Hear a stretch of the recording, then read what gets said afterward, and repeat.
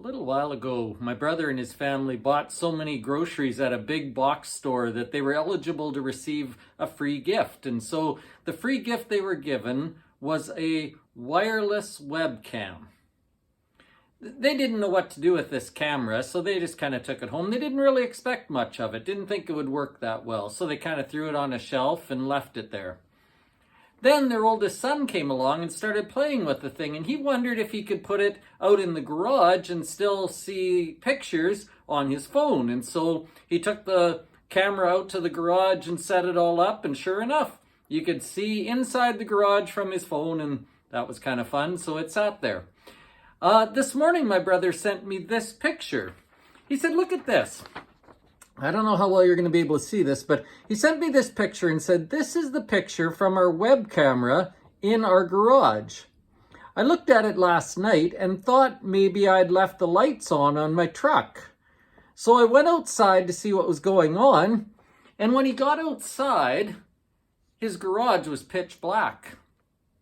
He couldn't even see his truck inside the garage. My brother standing at the door can't see a thing, but his camera sees enough light that it can make out everything in the garage, including the truck, and including the reflectors reflecting light as it sits in that dark garage." When I saw that picture, I thought about the fact that there is always light. Even when to our human eye it looks like everything is dark and black and there's no light at all, if you have the right equipment, you can tell there is always light. This made me think this week because of two things. Number one, today is a day when a big multinational company is talking about mental health and donating money to mental health. So all kinds of people are on social media talking about mental health and getting help and all those sorts of things, which is good. That's a worthy thing to discuss.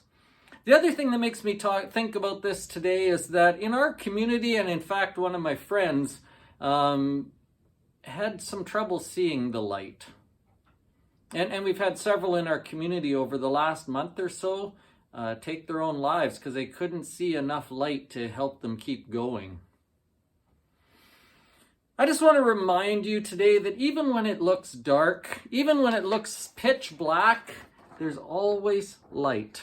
There's always something to be thankful for. There is always something to rejoice in. There's always something to see that is good. We've just got to be able to see it. We've just got to be able to train our minds to think that way.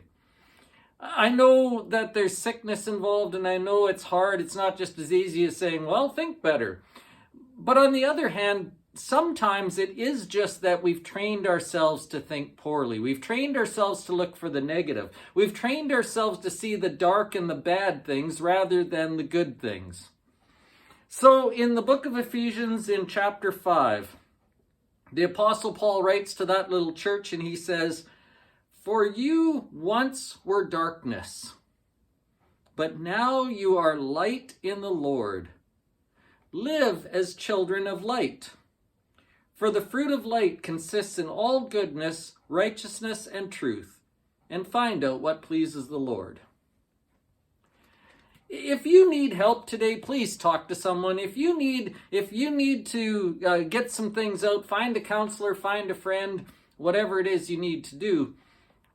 But for all of us, whether we're struggling with depression or anything else, each and every one of us needs to decide whether we're going to look for the dark or the light, because there's always light to be found.